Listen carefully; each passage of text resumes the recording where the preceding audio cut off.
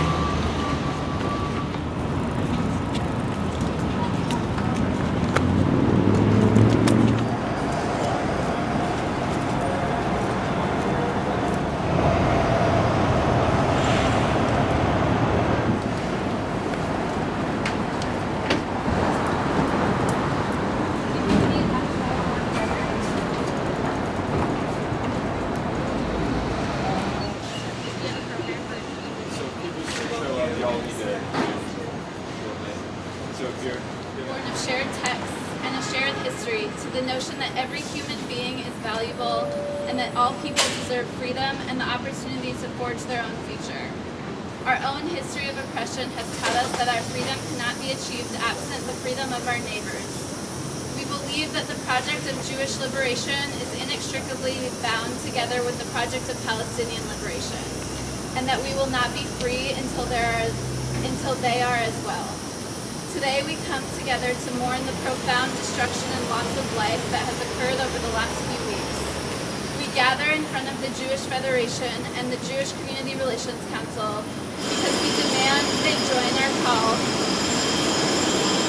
We demand they join our call to stop the war on Gaza, end the occupation, and forge a path towards freedom and dignity for all.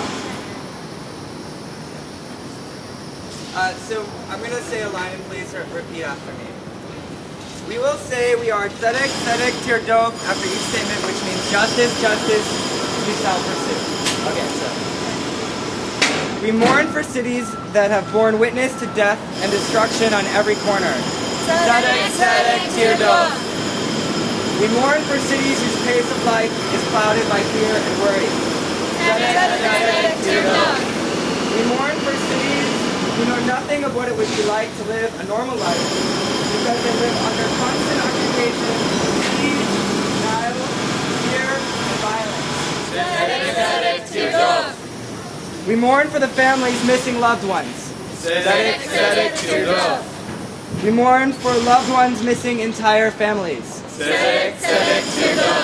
We mourn and we are here in hope that we can build a better tomorrow, together with people of other traditions and backgrounds.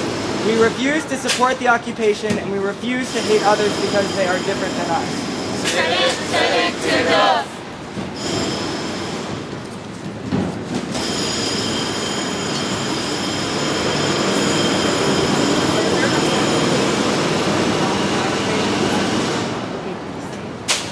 So we're about to read the names.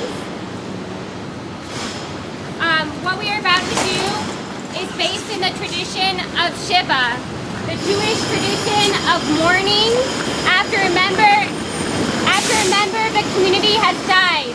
Traditionally, we sit Shiva for an immediate family member. We sit today for everyone who has died in this violence. Here we mourn the loss of nearly 2,000 Palestinians killed since July 8th, 2014, and Israelis as well. We will now read the names of some of those who we have lost most recently, and then recite the mourner's Kaddish, the traditional Jewish prayer of mourning, for whom we'll name, and for more than 1,900 others who have died in Israel, Palestine over the last few weeks.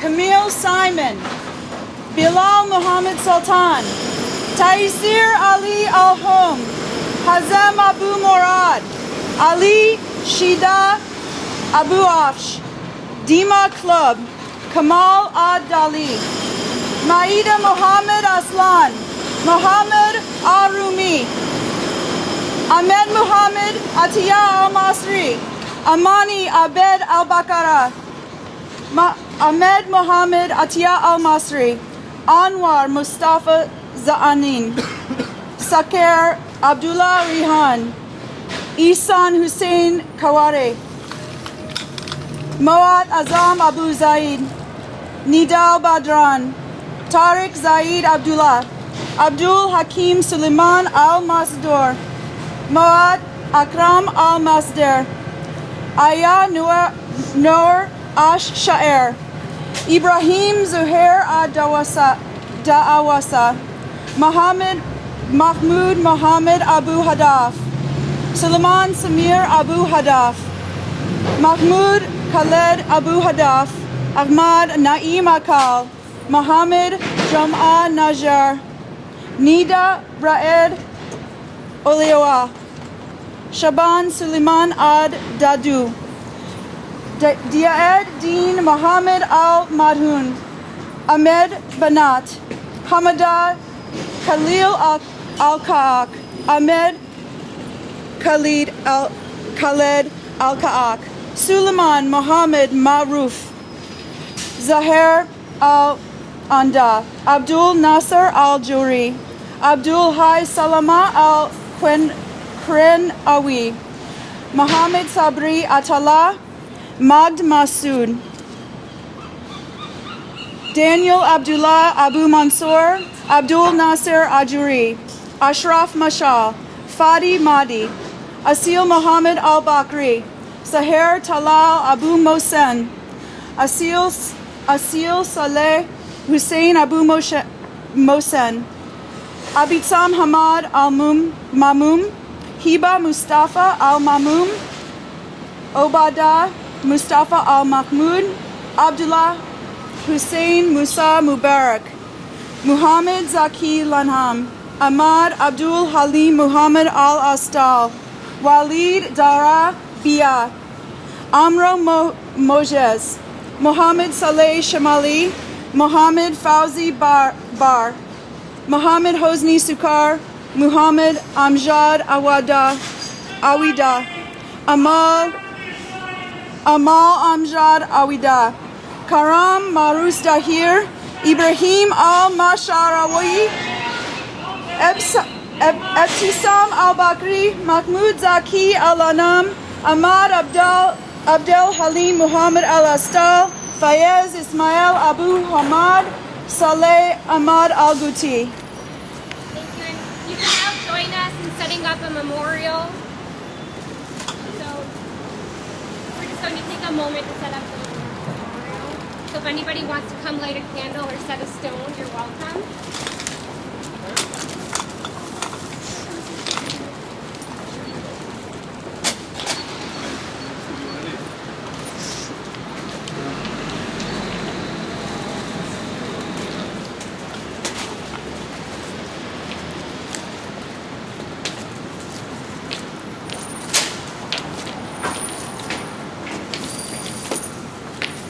I'll put them all over there. Or you can put some by you if you like. There's more in there. There's tea candles. If you want to hand out tea candles. Kaddish. Okay. So we're going to begin. Should I just start? We're going to begin the mourner's Kaddish. I don't need to lead it, but just letting folks know. Is that where we are? Yeah. We're going to recite the mourner's Kaddish, the traditional Jewish prayer of mourning, for those whose names we have read and the more than 1,900 others whose names we couldn't read and have died in Israel, Palestine over the last few weeks. And now we can, is there anyone that wants to, I guess we'll all do it together. I can. Please do.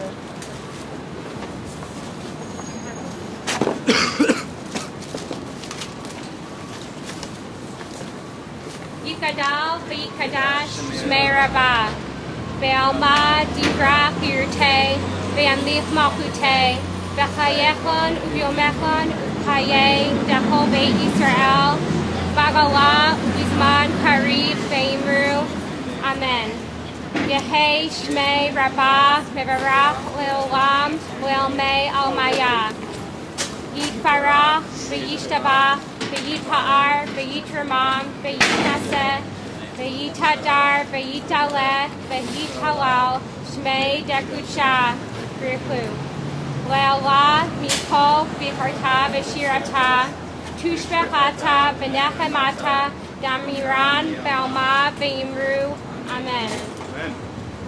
Yehei Shlema Rabbah Mishmaya V'chayim Aleinu Ve'al Kol Yisrael Ve'imru.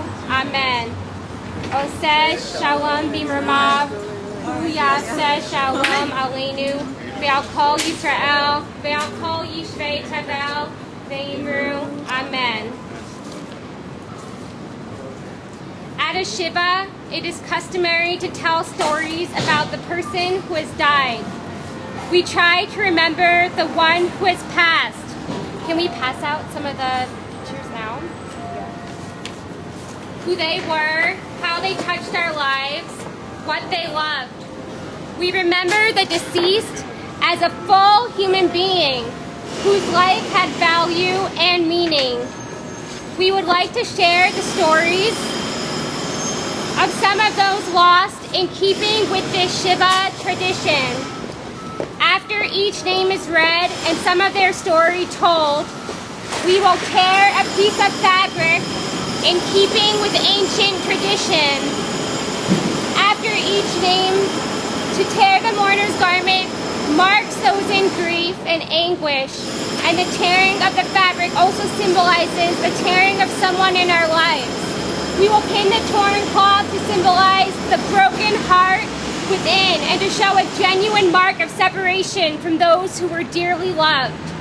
Today, we cannot tell the stories of all who have died, but we can remember a few. So we're going to pass out photos, and everyone can read the story of the person we have lost on their card. So we can go around this way. And then the person beside you, after you read it, can maybe help Terrier. We'll start at this end. Judai Nafis Jabbar, 19 years old, was a Palestinian football player. He was killed on Friday, August 1st, 2014, in the village of Safar, outside a rally near Ramallah by Israeli occupation forces.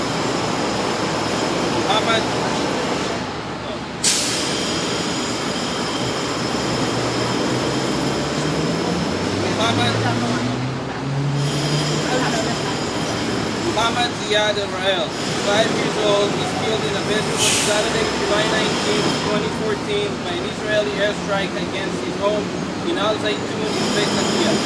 Ibaka Muhammad Rafiq Muhammad Israel, 18 years old, was killed in the same attack. Muhammad Ziad's father, mother, brother, sister, uncle, and grandmother were critically injured and hospitalized. Muhammad loved to play football and participate in Debka dancing at the World Vision child-friendly spaces. His mom expressed her devastation, noting how she was looking forward to him starting school in August. Her dream was for her son to grow up and become a doctor. Unfortunately, he lived to fulfill her dream for his. Shema Sheikh Kanan, 23 years old, was 8 months pregnant when an Israeli tank shell hit her home in the central Gaza town of Deir al-Balah. Doctors performed an immediate cesarean and saved the baby, who was named after her late mother. Shema Sheikh Khalil, 5 days old, was born prematurely via cesarean section on July 26, 2014, 10 minutes after her mother died from wounds in an Israeli airstrike. Shema was referred to as a miracle baby for surviving. However, baby Shema died on July 30th, 2014, when her incubator shut off when Israeli forces attacked the power plants in Gaza, causing a power outage. Shema Kanan's mother, Mirfat, said she had really been looking forward to being a mother. What did Shema do to deserve to die and lie under rubble for an hour without being recovered? What did she do to Israel to make it destroy her house on top of her without any warning? She was just a young wife who had only been married a year. Mirfat Kanan had some hope, though. God had protected this child from me. My daughter Shema is dead, but I now have a new daughter, she said. She'll call me mommy just like her mother did. Sadly, Mirfat's new daughter was also taken from her.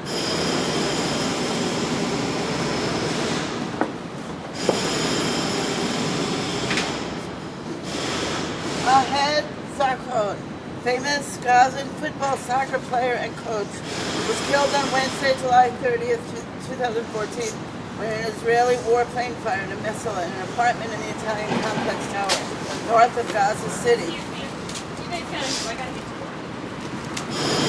He was killed while sleeping on the deck. He played as a midfielder for the Palestinian national football team and more recently turned to sports broadcasting. From The Nation, Zakrat was someone whose voice, sharp wit, and stringent analysis was a source of joy and escape for people under constant siege. Providing escape to the trap of Gaza was in and of itself a political act. From Haaretz, Palestine has lost one of its best players. He may have been the best midfielder we ever had. Gaza sports journalist Khaled told Reuters.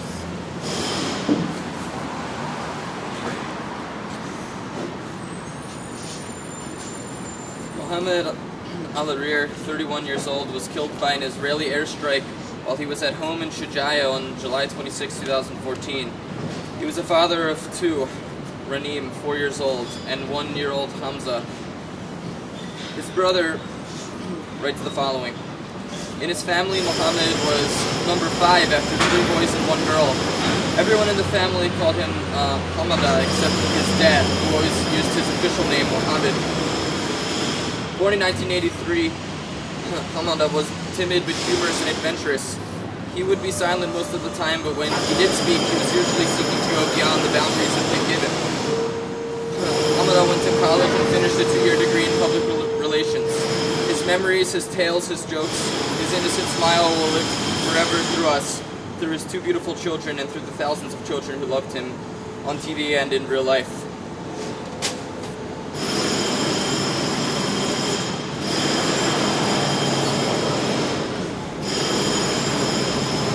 Shadi Abd al-Karim Fomwana, 35 years old, was killed on July 28, 2014 in Israeli shelling of Khan Yunis, the residential neighborhood where he had taken refuge. Shadi was the beneficiaries coordinator for Khan Yunis area under Global Communities Partnership with the World Food Program on the Food Security Program.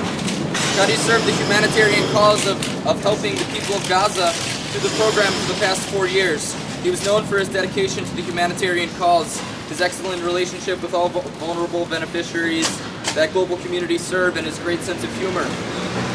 Shadi was 35 years old and leaves behind him his wife and 3 children. Rahed Tassir al-Hom, 43 years old, was killed on Wednesday, August 13th, 2014 when a 500-kilogram bomb he was trying to defuse exploded. He was the head of the Seoul Bomb Disposal Unit north of Gaza. He had been defusing bombs, rockets, and shells for 5 of his 20 years in the Gaza police.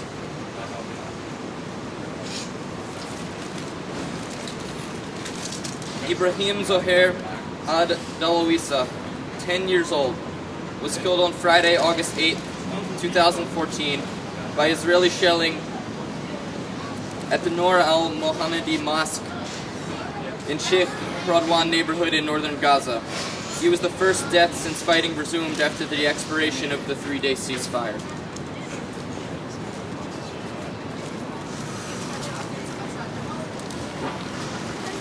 The ones you read, maybe down.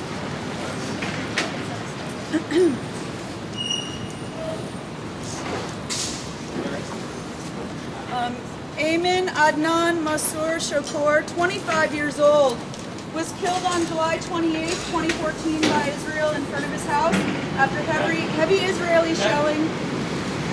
His childhood friend writes, "This status," he writes on Twitter, This status is in the memory of my childhood friend Ayman Shakur, who was murdered hours ago after his family house was hit with Israeli artillery.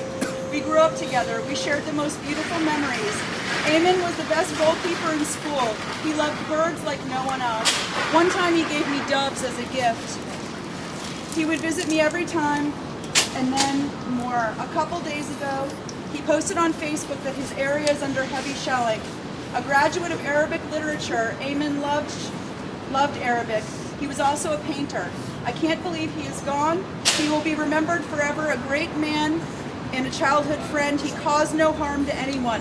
My deepest condolences to his parents, his brothers Omar, Mahmoud, Aboud, and little Luai. Ayman will always be remembered as a great goalkeeper. Israel did not score by murdering him in cold blood. Dr. Bashir Ibrahim al-Madrar was an assistant professor of nursing at the Islamic University in Gaza. He was killed on July 29, 2014 when Israel targeted an UNRWA vehicle in northern Gaza. His brother Samir was also killed. Dr. al-Hajar held 3 PhD degrees. Some of his research included internet addiction and psychological morbidity among nursing students in Gaza, Palestine. Occupational stress among hospital nurses in Palestine, and Gaza nurses after war are they. So a healer lost.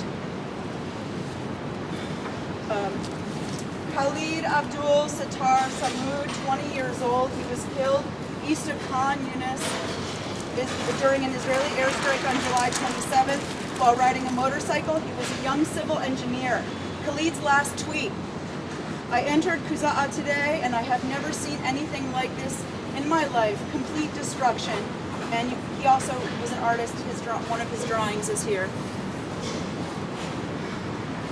This is a family. All of the members, some pictured. Husai Isam Al-Bach, 12 years old. Amal Ala'a Al-Bach, 1.5 years old. Mohammed Emin Al-Bach, 17 years old, were killed on Sunday, July 12th in Khan Yunis, along with 15 other members of the Al-Bach family by an Israeli warplane that hit their house. Mohammed, the mother of Mohammed, Amal Allah and Qusay, described her younger son, Qusay, as innocent and the most beloved kid in the family. Everyone loved him, she said, and he loved football. His friends would always come and ask him to play with them, and he used to sit with people older than him and chat with them about the World Cup. Mohammed participated in his high school exams in Gaza, known as the Tawaji, last month. Anxiously anticipating his results, he told his mother he would make her proud of his impressive grades. Mohammed, however, did not live to celebrate his truly high results. Mohammed's mother said, "They've stolen my happiness. I wish we had lived to know his results," she said while drying her tears. "I used to ask him what he'd study at university, and he'd jokingly tell me, 'Let's hope I pass first.'"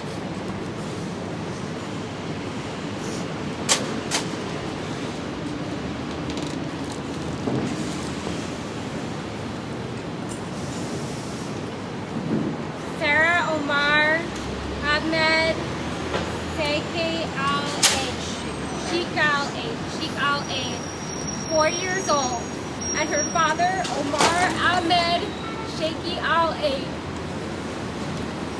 were killed on Monday, July 14th, 2014. She was killed when her home was targeted by an Israeli airstrike in the Musabeh neighborhood in the north of Rafah. She was playing with her father Omar and uncle Jihad in the family's garden when she was fatally wounded by shrapnel.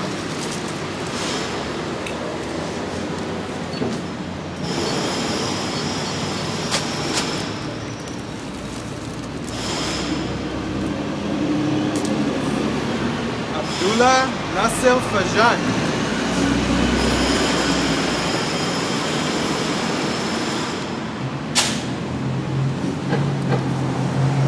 Abdullah Nasser Fajan was 21 years old, was killed on August 1st, 2014 during the Israeli bombing of Rafah in the southern Gaza Strip. He was a sports journalist with Al-Aqsa TV, the Palestinian Center for Development and Media Freedoms, strongly condemned the murder of Abdullah and other journalists. Ahmed Fajan, Abdullah's brother, reported Abdullah was taking photos at Al-Faluj Street in Al-Janin neighborhood in Rafah of the citizens who left their houses in western Rafah. The Israeli soldiers have ordered these people to move out of their houses to bomb the neighborhood. At that time, an Israeli drone targeted him at around 12:20 p.m. and he got severe injuries in his head as a result of the attack. So he was taken to Abu Yusuf al-Najjar Hospital in Rafah, and because his serious injuries, besides the lack of medical supplements in the hospital, he was taken to the European hospital in Khan Yunis neighborhood, but they couldn't save his life and he died at around 3 p.m.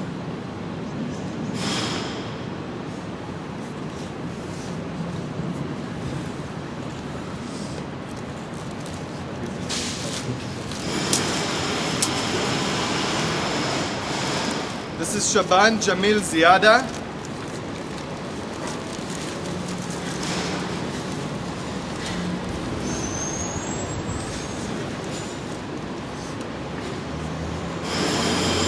Shaban was 12 years old. Shaban loved to sing. He loved to sing and was a very shy performer. He had recently appeared on TV as a contestant in a Quran reciting show. The judges were very impressed by his performance and advanced him to the next round.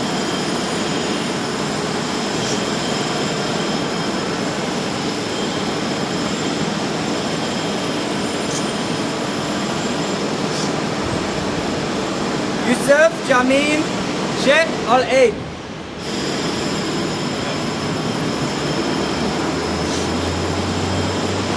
A nurse was killed on Friday, August 1st, 2014 by an Israeli airstrike in Rafah.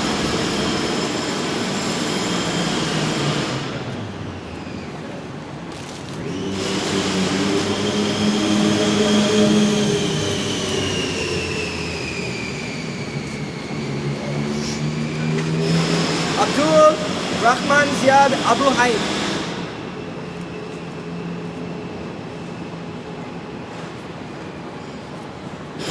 Journalist, 28 years old, was martyred on July 23, 2014 at dawn when his home was targeted by Israeli bombs in the Shujaiya neighborhood of Gaza City. He was the producer at Al-Kitab satellite TV station. He is the third journalist to be killed since the beginning of Israel's attack on Gaza. The two others are Khalid Hamad and Ahmad Shihab.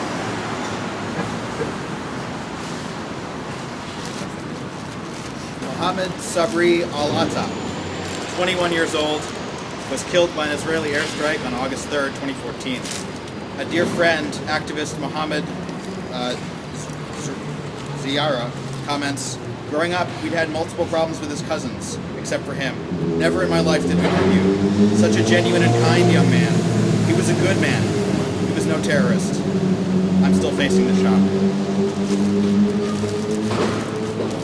Azem Abdel Basset Abu Hilal, 25 years old, was killed on August 3rd, 2014, when a drone fired a missile that hit the UNRWA school for boys near the center of Rafah refugee camp. Azem was volunteering at the school, which has been transformed into a UN shelter that hosts people who have been forced to evacuate their homes. He studied at Al-Azhar, University of Gaza.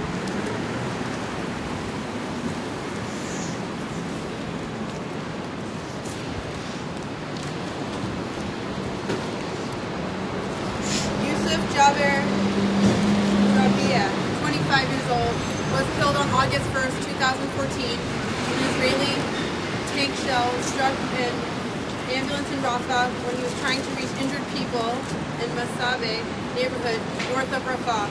He was an ambulance volunteer, murdered while on duty, trying to rescue others from the Israeli massacre.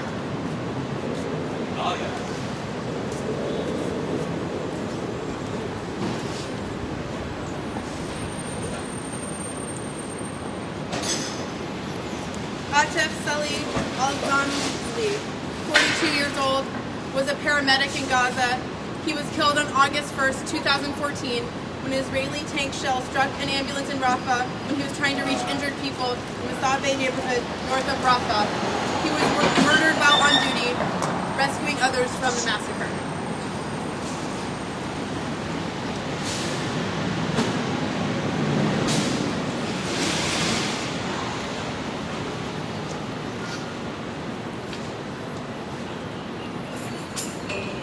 Rami Ryan, 22 years old, was a Palestinian photojournalist killed on July 30th, 2014 in an Israeli airstrike at a busy market in Israel. He was at the market to cover Palestinian citizens shopping for basic necessities during a 4-hour truce called by the Israeli military. He was a photographer for the Palestinian Network of Press and Media and was wearing a helmet and vest marked press when he was found among the dead. At least 16 other people were killed and over 150 were wounded. His weapon, a camera.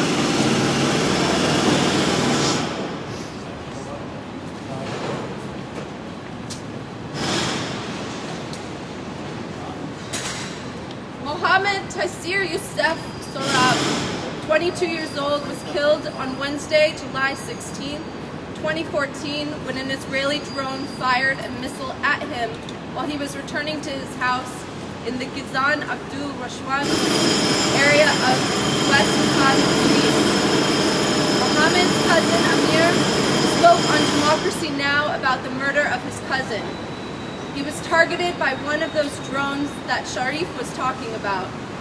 He was visiting some friends. He left their house at 1 a.m., started walking home, and on the walk home was directly targeted by a drone. A couple hours later, the house of the friends he was visiting was bombed by the Israeli Air Force, and it killed 2 and injured several other people. His dad, because of those friends and their neighbors, went to visit. He ran to the house of the neighbors, the friends, to help evacuate the wounded, in fear of the house being bombed again.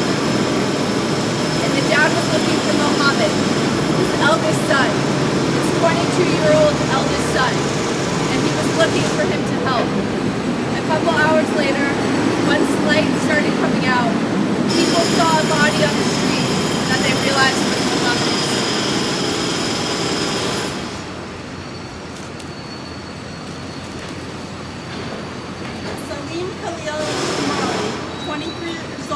Was shot and killed by an Israeli sniper on Sunday, July 20th, 2019. While he was looking for his relatives in the Aya neighborhood, he was shot multiple times while on the ground amid the rubble.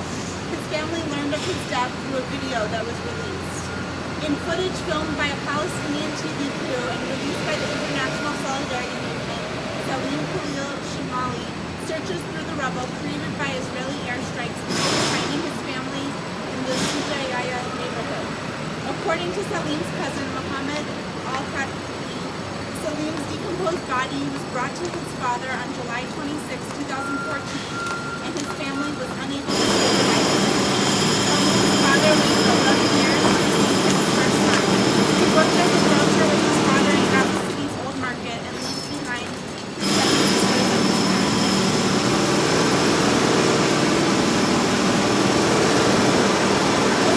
Abdul Ghani Yassin, 15 years old, was killed Saturday morning, July 26th, in an Israeli strike on his home in Gaza City. Hossam Yassin is the grandson of the founder and political leader of Hamas, the Islamic resistance movement, Sheikh Ahmed Yassin. Hossam's father, Abdel Ghani Yassin, reports on his Facebook page that Hossam was buried next to his grandfather.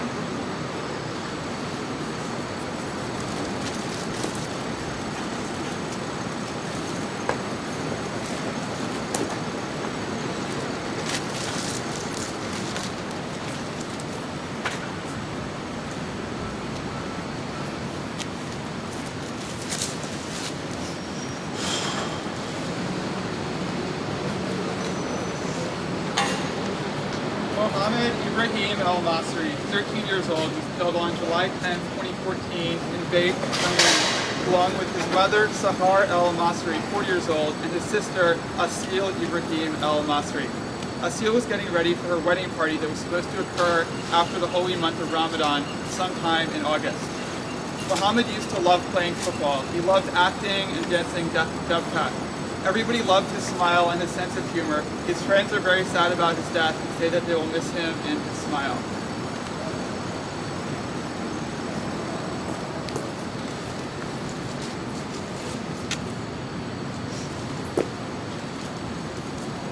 We honor 7 members of the Al-Kilani family. Ibrahim Daib Ahmed Al-Kilani, 53 years old, he was an engineer. Sagreed Shabuan Muhammad Al-Kilani, 47 years old. Yasser Ibrahim Daib Al-Kilani, 8 years old. Elias Ibrahim Daib Al-Kilani, 4 years old. Susan Ibrahim Daib Al-Kilani, 11 years old. Ibrahim Daib Al-Kilani, 12 years old. Yasmin Ibrahim Daib Al-Kilani, 9 years old. The Al-Kilani family was killed on July 22nd, 2014 by an Israeli airstrike that hit the Salam building in Gaza City. It has been reported that the Garit Al-Kilani was preparing an iftar, the meal that ends a day of fitr and fasting during the holy month of Ramadan. When Israel children. Al-Kilani lived in Bethlehem in the northwest of Gaza, but had moved to the center of Gaza City before the airstrike in response to an Israeli evacuation request. The family also had a German nationality.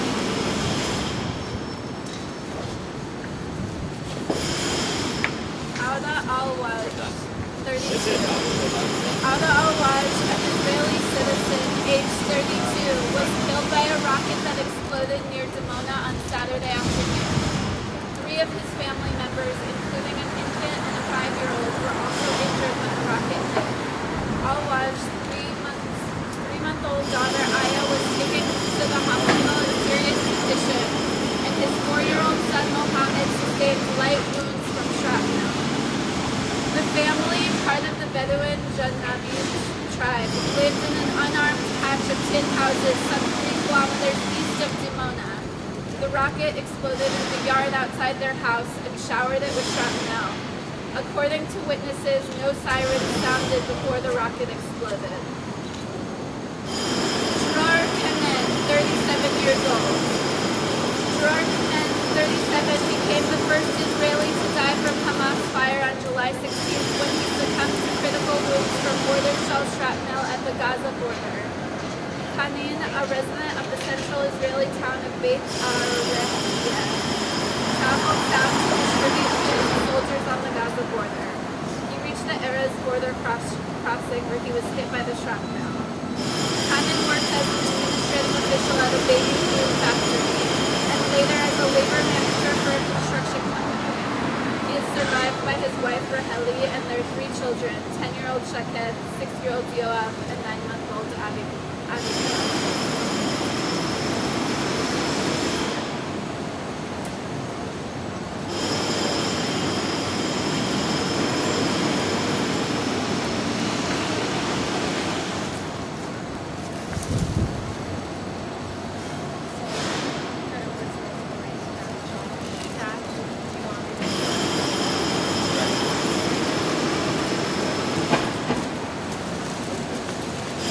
Though this gathering is to mourn and honor those who are lost, it is also for us to come together as a community of Jews to call for justice, to call for a just peace for all people, but especially for those whose oppression and suffering has been caused in our name.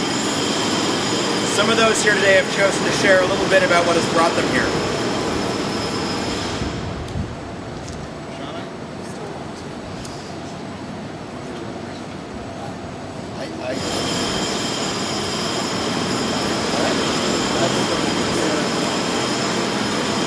I'm happy to speak.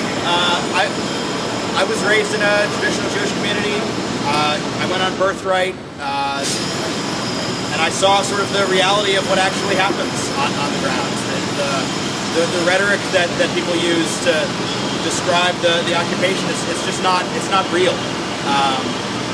Going through checkpoints and as an American and as a Jew, having more privilege than either of the two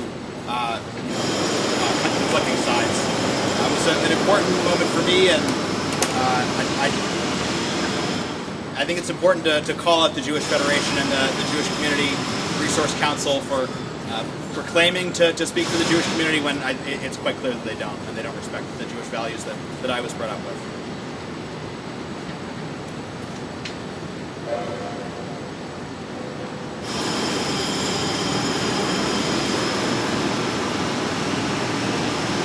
Yeah, so as an Israeli American who grew up, spent part of my life growing up in Israel,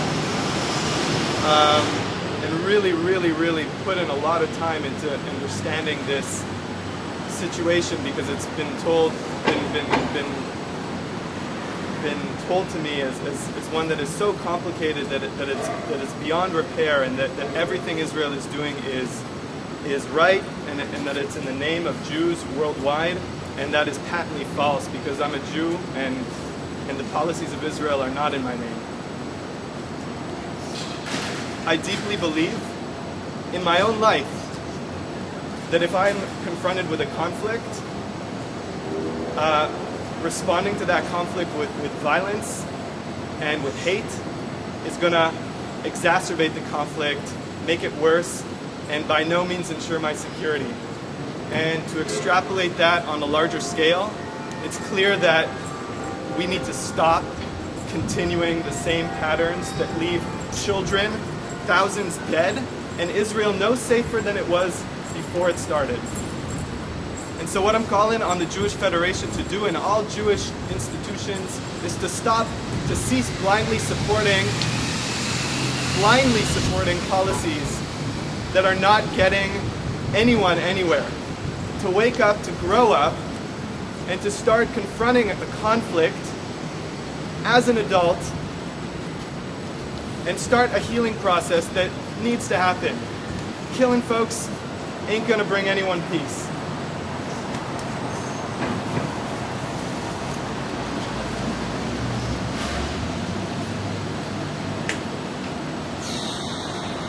So I was raised in a Jewish community. My father is a Chazan. And at the core of my Jewish education was the value of thinking critically about the world around me. About questioning, wrestling with God, like Israel.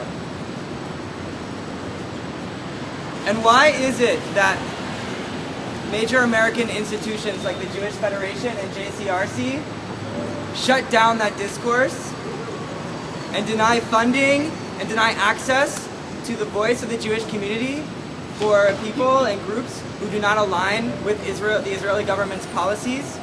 To me, this makes no sense. And there is a movement rising of Jews, young and old, around the world and in this country, who are no longer willing to remain silent. I remain silent out of fear that I would be disowned from my community, that I would be shunned for my views. But I know that I'm not alone. And we know that we are not alone, and that there are thousands and thousands of young American Jews that are standing with us, that believe strongly that we need a different path. We believe in a different direction that calls for a real peace and a just peace in Israel and in Palestine for everyone in the region.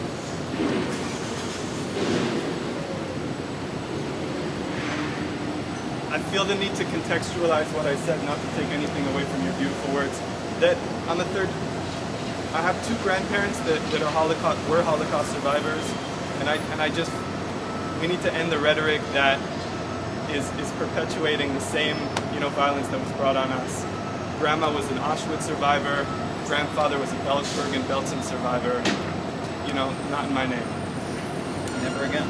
And never again. We're gonna sing a few songs.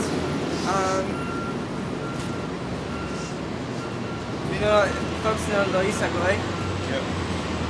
Lo Yisagoy el goy cheren, Lo yilmedu od milchama. Lo Yisagoy el goy cheren, Lo yilmedu od milchama. Lo Yisagoy el goy cheren, Lo yilmedu od milchama. Lo Yisagoy el goy cheren, Lo yilmedu od milchama. Lo Yisagoy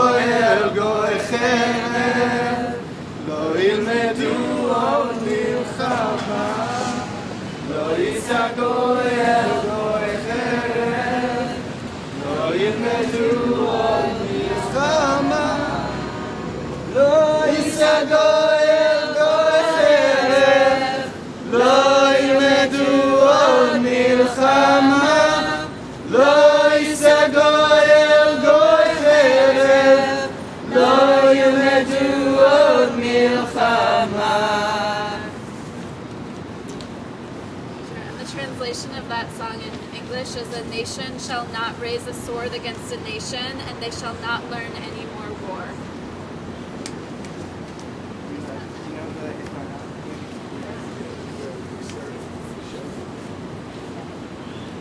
If I am not for myself, who is for me? If only for myself, what am I? And if not now, And if not now, and if not now, then when? if I am not for myself, who is for me? If only for myself, what am I? And if not now, and if not now, if not now, then when? If I am not for myself, who is for me? If only for myself, what am I? And if not now, if not now, if not now, then when?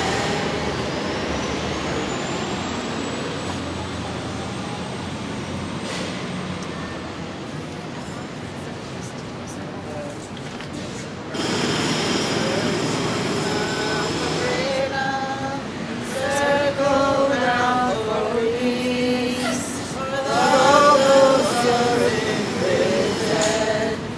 Circle for release. Circle round the flag. Circle for each soul. For the children of our children. Keep the circle whole. Circle round for freedom. Circle round for peace. For all of those in prison. Circle for release. Circle round the flag. Circle for each soul. For the children of our children. Keep the circle whole.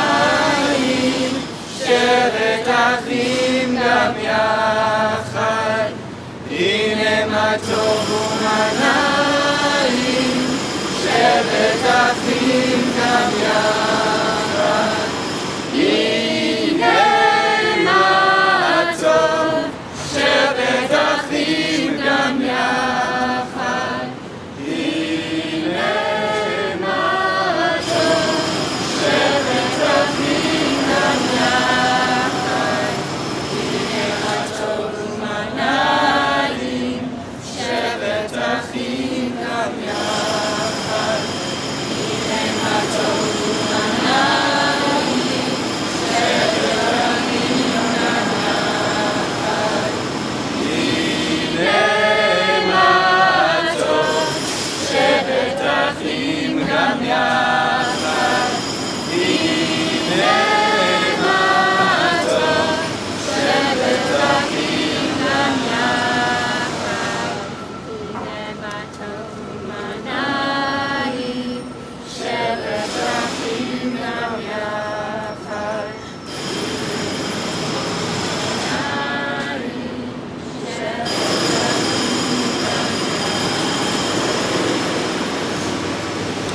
Thank you all for being here and sharing this with us. We know this is a sad and difficult practice to take part in, but we're here because we refuse to believe that destruction, like the destruction we've mourned today, is inevitable, and we refuse to participate in narratives of hatred. If you want to get involved with If Not Now's work, find us online at ifnot.net, on Facebook as If Not Now When, and on Twitter, If Not Now. Thank you. Thank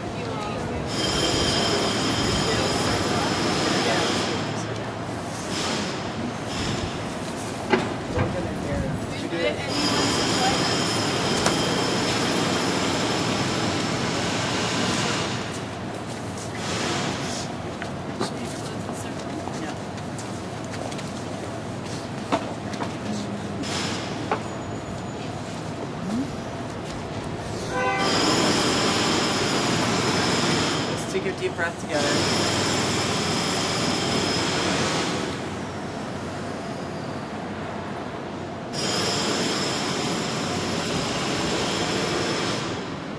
Thank you all for the courage to speak truth. Be here living for each other. You know that this is not over. That our liberation is about the liberation of all people and all people in Palestine. And we'll continue to raise our voices until justice and peace is a reality. Amen.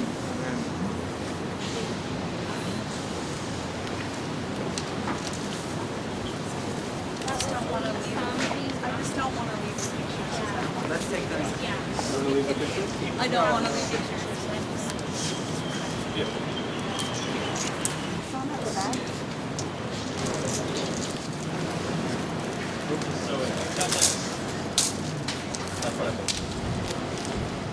This way. No. That's how we'll get on the internet.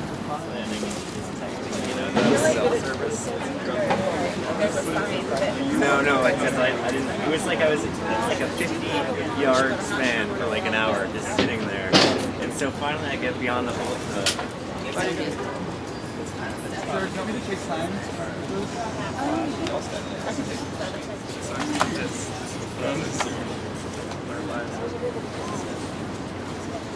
The MacBook, second helper.